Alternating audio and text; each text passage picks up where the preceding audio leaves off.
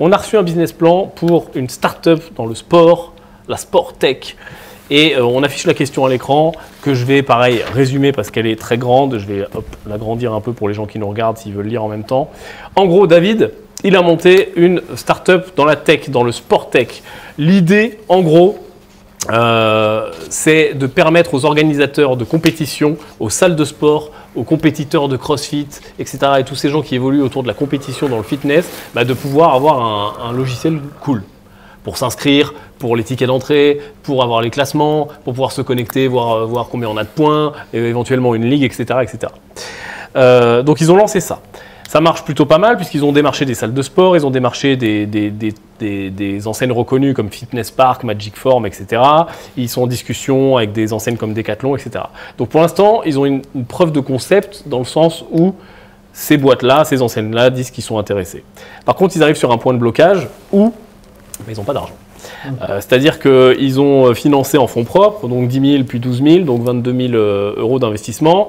De ce que je comprends, je n'ai pas tout le détail des associés, mais ils ne travaillent pas trop, etc. Ils ne sont pas trop finançables parce que chômage, etc. etc. Par contre, ils ont quand même un parcours entrepreneur. Et là, ils se retrouvent bloqués parce que là où ils en sont aujourd'hui, c'est ils ont une espèce de prototype un peu moche, mais qui marche, entre guillemets, et qui génère de l'intérêt de certaines personnes. Mais pour passer au projet fini, joli, etc., ils veulent bosser avec une agence UX, avec des designers, avec boîte de marketing, PR, etc. Et donc, ils cherchent des fonds pour développer tout simplement. Et la question principale qu'ils nous posent, c'est les conseils autour de financement. Donc, y aurait-il des avenues de financement non conventionnelles qu'on pourrait explorer? Est-ce qu'il serait envisageable d'actionner un financement participatif? Est-ce que vous avez des conseils stratégiques pour les prochaines étapes de financement, etc., etc., sachant que l'emprunt bancaire semble vraiment très compliqué. On avait reçu également un business plan que je mets très vite à l'écran. Juste, je vais le scroller juste pour que tout le monde se rende compte. Vous l'avez dans le groupe. Tous les gens qui nous regardent, faites-vous aussi votre propre idée, ouvrez-le. Vous l'avez dans les questions du ring. Voilà, donc ce business plan est là.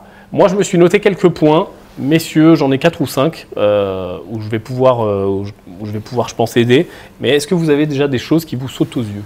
Oui. Alors, vas-y. Je veux bien commencer rapide. Commence. J'ai pas pu tout lire, tout voir, etc. en diagonale, mais j'ai vu quelques petites choses et peut-être quelques conseils.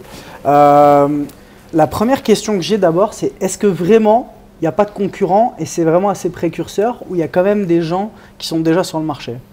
Alors moi, de ce que j'ai lu dans le business plan, c'est qu'il y avait des gens, mais que l'UX et l'utilisation et la capacité de ces boîtes à percer dans le marché est faible parce que c'est pas top. Ok, et est-ce que leur solution aujourd'hui existante, elle est mieux déjà que celle-ci ou l'investissement qu'ils vont rechercher va vraiment permettre de démarquer cette partie-là? C'est une bonne question. C'est une bonne question. Bon, c'était une question. Moi, je vais juste peut-être commenter 2-3 choses, 2-3 points que j'ai vus. La première des choses, quand je vois des montants de 10 000, 12 000 balles, que vous cherchez à lever, etc., et que c'est ce que vous avez mis en fonds propres et tout. On parle de combien là? Ils veulent lever combien? Non, ils ont investi 10 plus 12, donc 22, et ils cherchent 150. Ils cherchent 150. Déjà, moi, quand je vois ça, j'estime que c'est peut-être pas assez pour le développement d'une boîte, etc. En tout cas, le meilleur conseil que je peux vous donner, c'est qu'il faut absolument que vous ayez quelqu'un de votre équipe qui soit BizDev et qui prenne son bâton de pèlerin et qu'il aille, lui, se concentrer à 100% à faire que de la levée de fonds auprès de Business Angel et de trouver le gars ou les gars ou la famille qui va pouvoir mettre ses tickets. C'est 150 000 balles. Vous allez pouvoir, avec beaucoup plus de chance, les lever auprès de votre famille, votre cercle proche, vos parents, les amis de vos parents. Il faut aller diguer chez votre coiffeur, chez tout le monde en fait, et parler de votre projet non-stop. Vous faites une liste de noms et vous contactez les gens, vous les invitez, vous les pitchez, vous les invitez. Vous pouvez aussi leur demander qu'est-ce que tu penses du projet sans forcément pitcher de manière directe en disant je cherche l'investissement. Vous pouvez tester toutes ces approches. Vous pouvez dire aussi à chaque personne qui vous donne son avis sur votre idée de business plan ou qui a testé, etc., de dire est-ce que toi tu connais quelqu'un qui serait susceptible d'investir, etc. Vous mettez un ticket d'investissement, je sais pas moi, de 50 000 balles, il vous en faut 3 à 50 par exemple, ou à 25, il vous en faut 6, etc., etc. Mais il faut essayer de voir si vous n'êtes pas capable d'investir aussi un peu plus, quitte à… si vous êtes chaud, les gars, et vous voulez faire un all-in, quitte à vendre votre voiture, en acheter une autre, quitte à avoir d'autres trucs, etc. Je pense que en termes de fonds propres, il faut aller chercher plus de fonds pour montrer aux investisseurs que vous êtes aussi commit et investir. Il y a un truc que je ne comprends pas, moi, juste. Alors, je vais être en mode critique, hein, mais pour moi, ça aurait dû être fait déjà avant. C'est-à-dire, là, en gros, ils ont un MVP, quoi. Ça. Ouais.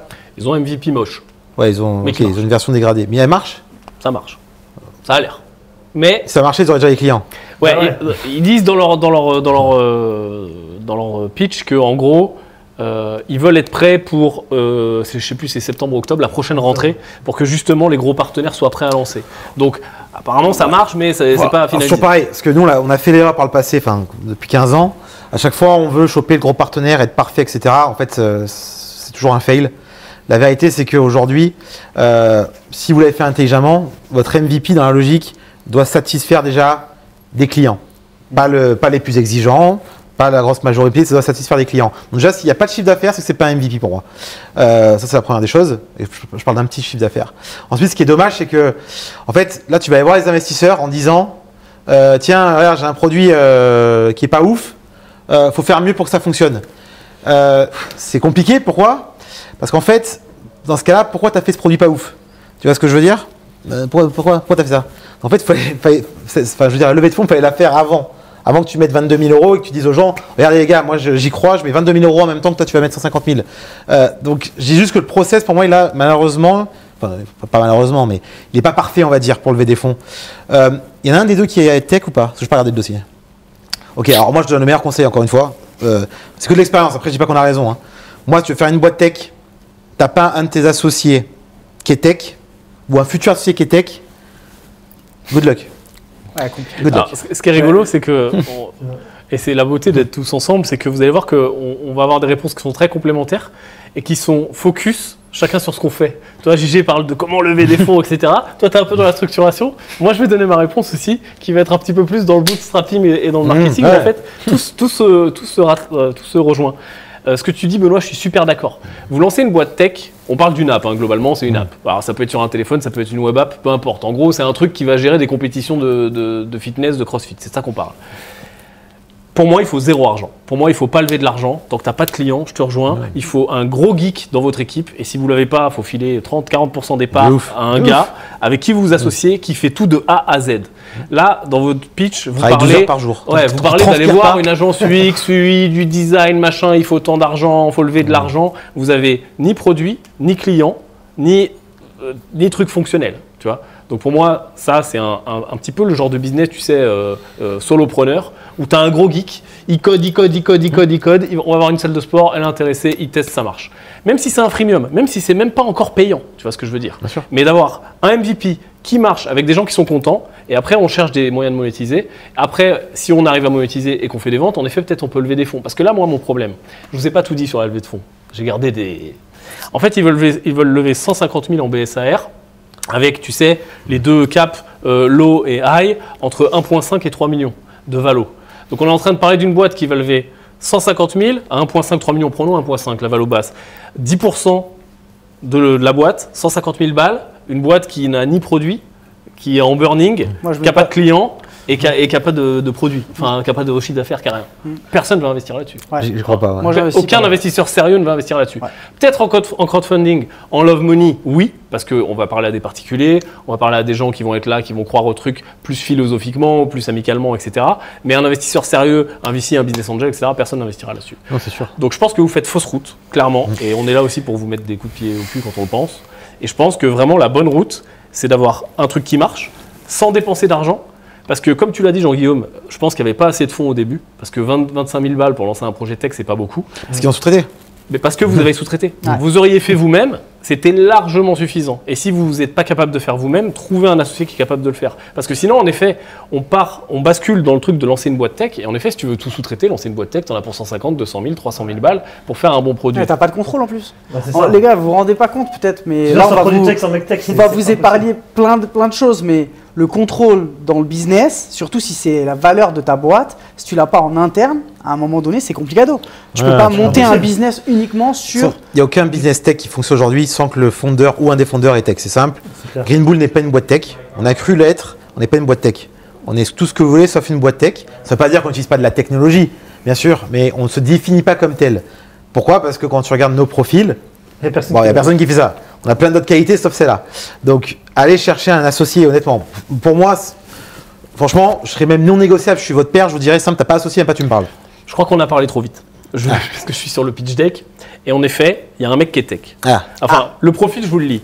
Visionnaire et moteur opérationnel de FitContest, David est un véritable passionné de digital. Il met au service 12 années d'expérience dans la gestion chevronnée de projets IT. Alors, gestion de projet, au service du produit pour propulser l'innovation et l'excellence. Nanana. Et l'autre gars, il est CMO et spokesperson, donc marketing. C'est un project manager IT. C'est un project manager IT. Ouais, c'est pas de la tech, c'est pas du dev. Si pas vous regardez je vous conseille de regarder l'épisode, je crois l'épisode 1 ou 2 de The Rise of Billionaire. J'en parlerai dans mon prochain live en events de qu'est-ce qu'on peut apprendre des milliardaires, etc. Quand vous regardez les débuts de Mark Zuckerberg, à aucun moment ils étaient imaginez les gars, ils ont démarré juste sur une idée de se dire putain c'est cool ce qu'on fait. Et une fois qu'ils ont développé leur truc, etc., que ça marchait, qu'ils avaient des users et tout ça, c'était en mode freemium, personne payait. Rappelez-vous les débuts de Facebook. Quand on s'est inscrit sur Facebook, c'était tellement viral qu'il y a eu beaucoup de users qui sont venus. C'est les VC qui ont été chercher Facebook et c'est eux qui n'avaient même pas de pitch deck à l'époque, qui les ont reçus et les gens se battaient pour investir chez eux. Et eux, la question, c'était pas qui ils allaient voir pour investir. La question, c'était de savoir quel est le VC qu'eux, ils allaient choisir, quel allait être le moins gourmand d'un point de vue valorisation par rapport au cash qu'il va pouvoir leur proposer. Donc en fait, mettez-vous toujours dans l'objectif de oui, c'est bien de lever de l'argent, et je rejoins ce que dit Yann et ce que dit Benoît et ce qu'on vient de dire sur le fait d'avoir des users, même si ça génère du chiffre d'affaires, bien évidemment, c'est encore mieux, mais si ça en génère pas et que ça montre que ça marche, qu'il y a de la traction, regardez WhatsApp quand ils ont démarré en mode bouche à oreille, etc. Si vous arrivez à faire partir quelque chose en viral, à ce que les gens ils s'enregistrent, tous vos événements, vous arrivez avec des statistiques. On a fait 10 événements, vous y allez volontairement. Vous ne faites même pas payer les agences, comme ça vous faites un maximum d'événements et vous montrez que les 150 participants à la fin, ils ont des formulaires, ça marche bien, etc. et que tout le monde souscrit, tout le monde en parle et vous êtes inscrit, etc. et vous venez avec un carnet de commandes des futurs événements qui arrivent et qui cartonnent. Ben là, vous êtes dans une position à dire regardez les gars, ça c'est juste ce qu'on a fait nous. Et quitte des fois même à, entre guillemets, mettre de votre temps gratuitement, sans avoir même, en mettant à disposition votre technologie gratuitement ou votre idée, pour avoir un max de users et dire regardez les gars, ça marche, imaginez seulement si on avait 150 000 balles dans les caisses. Exactement, je suis 100% d'accord. Et peut-être que c'est 250 000 balles dans les caisses qu'il va vous falloir, et peut-être que même le mec tech que vous allez avoir, à un moment donné, prenez un mec qui est un senior, qui est bon, qui kiffe votre business, qui peut lui-même mettre un peu d'oseille dans le business avec vous, avoir une partie, et en tout cas c'est sûr, c'est que cette personne tech doit avoir une grosse partie de la boîte pour pouvoir l'emmener à la développer, à la custom, etc. Alors attends, parce qu'il est connecté David, donc il nous confirme qu'il est tech, il a une agence web et il est ingé depuis plus de 12 ans. Donc David, tu me dis que tu es le profil tech dont on parle, donc en fait tu existes, ça tombe bien, okay. C'est toi qui lance le projet. Alors. Mais maintenant quand je regarde, et tu peux partager si tu veux l'écran Yacine, quand je regarde l'allocation de l'investissement, donc tes 150 000 si tu les lèves, où est-ce que tu veux les mettre? Tu veux mettre 20 000 dans le design et dans l'ergonomie UX/UI, tu veux mettre 10 000 en gestion de projet avec une boîte externe, tu veux mettre 40 000 en développement avec une boîte externe, tu veux mettre 30 000 en marketing avec une boîte externe, et tu veux garder 50 000 sécurité et BFR. Donc, en fait, à quel moment tu vends ton produit? Il se paye où lui? À quel moment tu te payes, à quel moment tu vends ton produit et surtout à quel moment tu valides ton produit. C'est-à-dire que pour moi, vraiment, ce genre d'app, ce genre d'idées, tout le monde les a tout le temps, tous les jours. Il n'y a rien de. Je vois encore des commentaires dans le chat. On va vous voler l'idée, mais c'est. Ouais, elle est flinguée cette idée, les amis. Tout le monde là, tous les matins, je me lève, j'ai une idée comme ça. C'est pas une idée. C'est pas une idée révolutionnaire. Ce qui va être révolutionnaire, si ça marche, c'est tout simplement. Que ça va marcher pour l'exécution de l'idée. Okay, parce que tu as parlé à des salles, tu as fait des partenariats, ça a marché, tu as montré ta gueule dans les événements, tu as réussi à percer un marché, etc. Mais ce n'est pas l'idée en elle-même, ça va être l'exécution. Et le problème, c'est que là, tu burnes du cash avec des externes, cash que tu n'as pas, sans être sûr que tu vas être capable d'avoir le produit, etc. Donc moi, vraiment, je le lancerai en mode garage, nuit blanche, seul tout, avec une équipe méga restreinte qui accepte de ne pas être payée. Donc, si elle accepte de ne pas être payée, c'est qu'elle est associée et qu'elle n'est pas prestataire externe d'agence web.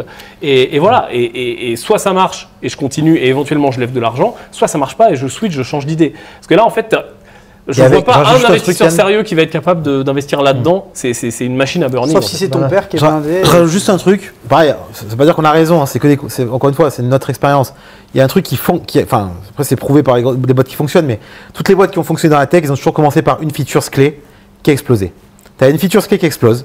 Tu vois, Facebook, ça a été Add a Friends puis Like. Tu vois, c'est les deux features qui ont fait que ça a cartonné. Les cours vidéo. Tu vois, et si tu as une feature clé, on va dire que c'est bon, tu as trouvé ton business et après tu vas pouvoir effectivement investir pour ajouter des couches de fonctionnalités par-dessus. Mais trouve la feature qui fait que tes concurrents ne l'ont pas ou tes concurrents la font mal, niche-toi au début au lieu de vouloir faire le fourre-tout qui répond à tout ou qui demande beaucoup d'argent et où c'est très compliqué. Donc voilà, ça aussi, si moi je devais faire une boîte tech, je fais une feature, je réponds à un besoin, même si ce n'est pas ma vision finale, et après j'incrémente au fur et à mesure.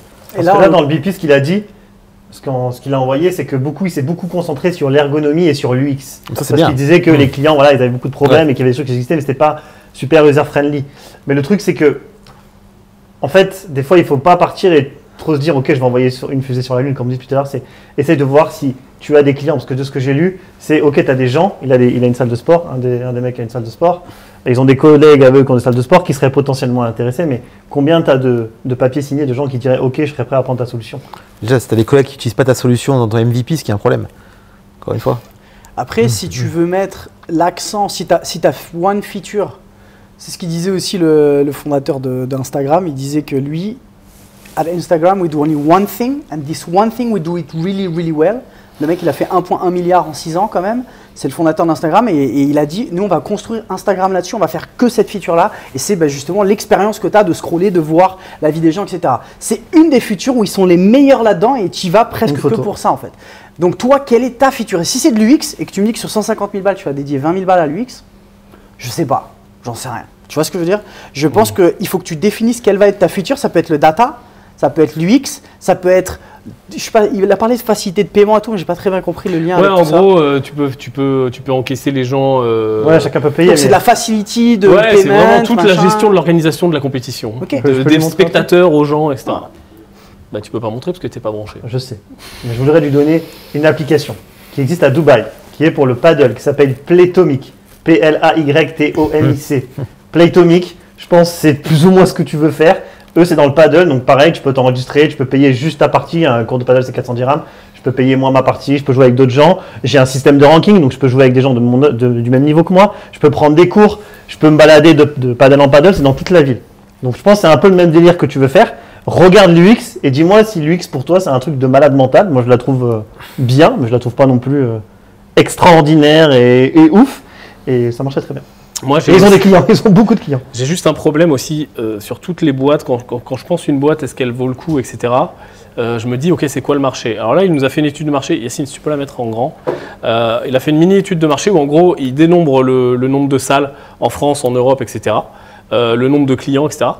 Et après, bon, il a une pénétration de ce marché, donc 15% en 2025, 25% en 2026, 30% en 2027. Déjà, c'est des chiffres de pénétration qui sont immenses. Mais au-delà de ça, c'est qu'il n'y a pas de TAM en fait. C'est-à-dire que tu dis que tu pénètres 15% du marché, mais ça représente quoi en chiffre d'affaires?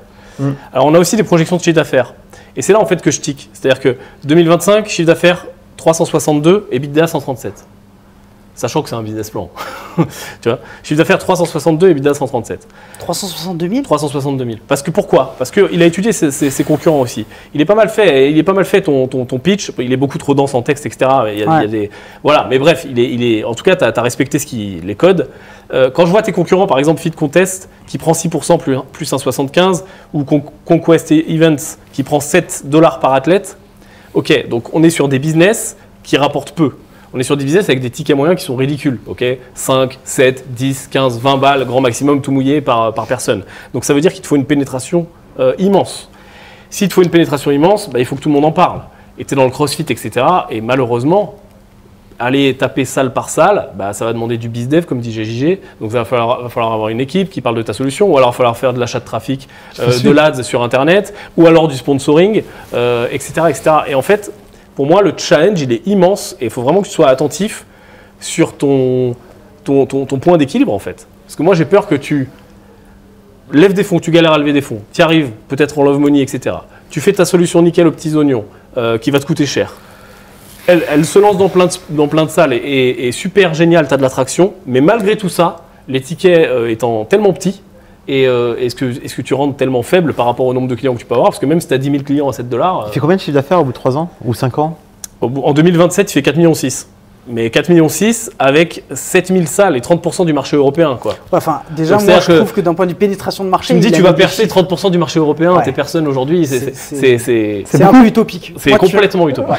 Et puis, 10% pour 150 000 balles, c'est aussi un peu utopique, je pense, d'un point de vue positionnement, proposition à un investisseur. Mettons que tout ce que tu dis, c'est de la bombe et que tu veux y aller, il faut que tu sois plus alléchant à un VC ou un business angel surtout, de rentrer avec toi, quoi.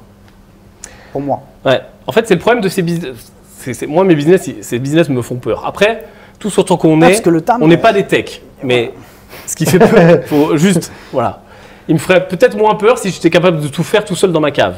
Parce que, à mon avis, c'est la seule façon de bootstrapper ce genre de business. Parce qu'en fait, le problème, c'est que tu dois pénétrer énormément ton marché, qui est très fractionné en plus, sur plusieurs régions, plusieurs langues, Europe, etc.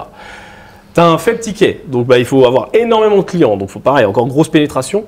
Et ça reste de la tech. Donc, même si, admettons, tu fais tout dans ton garage tout seul, tu lances et tu as 100 000 clients, le nombre de clients qu'il te faut, ça va demander énormément de gestion et énormément de suivi, énormément de coûts, rien que pour maintenir l'app et qu'elle continue à tourner.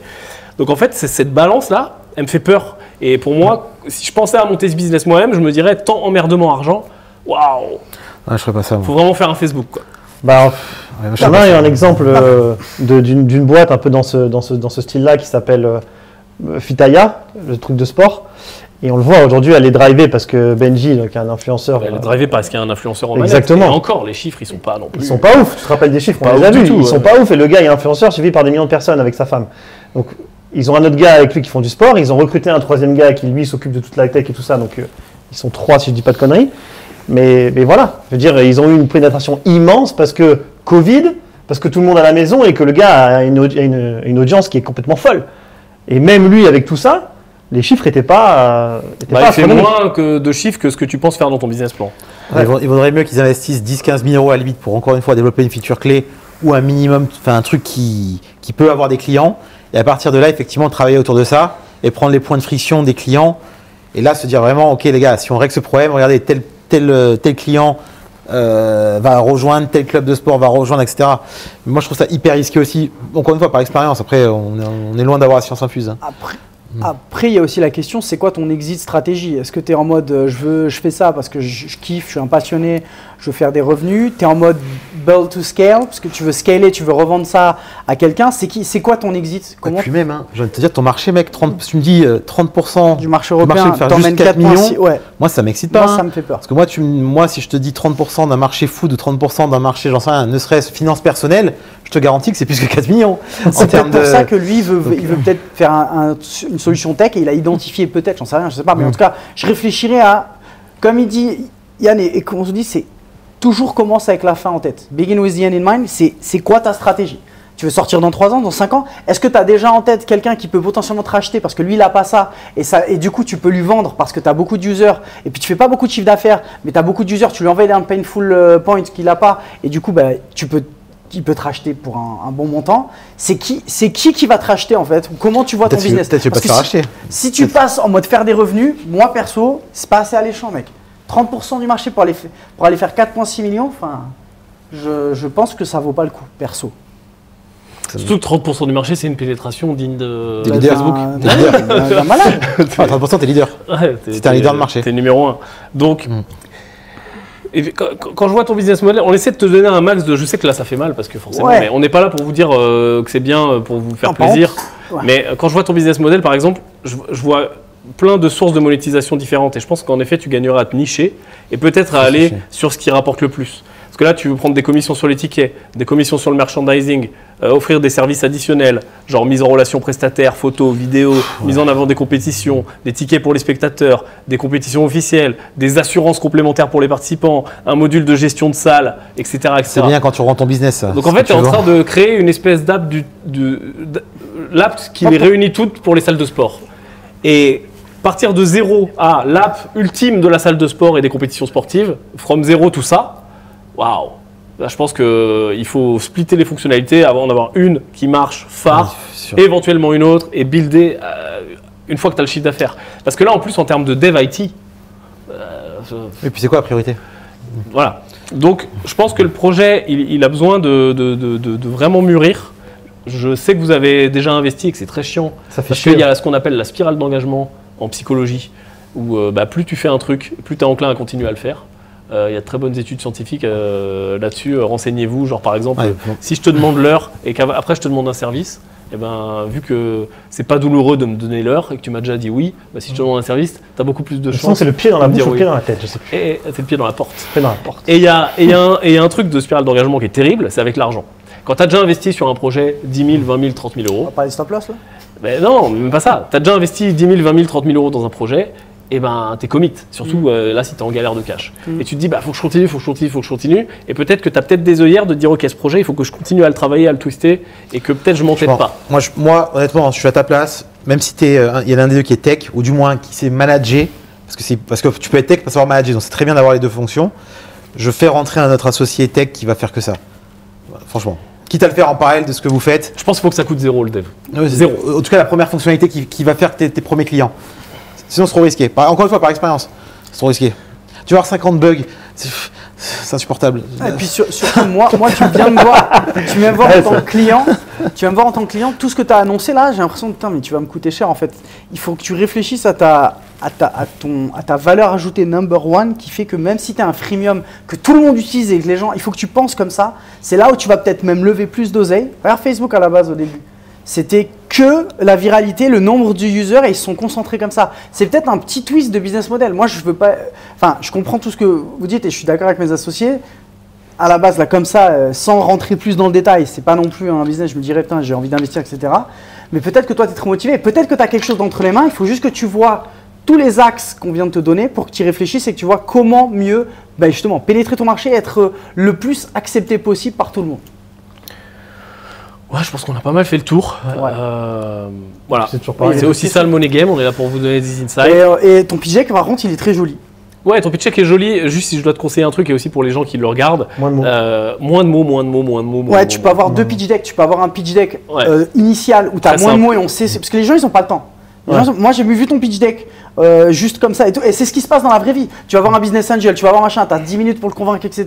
Tu lui dis, tiens, regarde le pitch deck, il regarde tout ça et il va le regarder une demi-heure avant de venir te voir. Il y a 30 pages, c'est un peu long. Le gars, il sait pas ce que tu fais en fait. C'est pas le nombre de pages, Il faut que c'est tu fasses- trop textuel. C'est trop On textuel. va Mais, avoir une image, une idée. Ouais. Tu vois. mais même 5-6 pages max, pour moi, en premier pitch deck. Et puis après, il y a 30 pages, les gars. Ouais, c'est ça que c'est une page, une idée, pour que ce soit assez facile à lire, assez facile à comprendre, et que le gars, même s'il scrolle vite et qu'il n'a pas le temps. Et ça, c'est peut-être ton Il comprend deuxième rapidement. pitch deck après qui est plus dense pour les gens Elevator qui pitch. veulent investir. Ouais, il faut que tu travailles là-dessus. Et ton elevator pitch, quitte à avoir une vidéo d'1 minute. Alors les gars, voilà, je vous montre ce que c'est. Ouais. Et donc, je voudrais dire un truc à tous, c'est que c'est ça le money game aussi. Et voilà, ça nous excite, tu vois, comme ça nous a excité. Ça nous excite d'être un petit peu plus, vous aider intellectuellement, vous aider dans vos business, vous aider dans vos investissements avec des vrais cas concrets. Et d'ailleurs, David, n'hésite pas, et t'es connecté en live, donc c'est très bien. Si tu retravailles ton idée, à nous la renvoyer, que ça soit en ring, en live debug, etc. On est aussi tous entrepreneurs, vous le savez, vous connaissez Green Bull. Et ça nous excite de vous aider sur ces trucs-là, même s'il n'y a pas de levée de fonds, même s'il n'y a pas de prise de participation, il n'y a rien. On est là aussi pour... Envoyez-nous le pitch deck une semaine avant. Tu peux nous prouver qu'on a tort aussi, avec grand plaisir. Ouais. Franchement, Ouais, bien sûr, bien sûr. On n'a pas, je suis ravi pour toi. on n'a pas la science infuse, mais bon, on a monté quelques trucs, on en a planté quelques autres, donc si on peut vous faire gagner un peu de temps, on est là pour ça. Ok. Sans transition. Question suivante.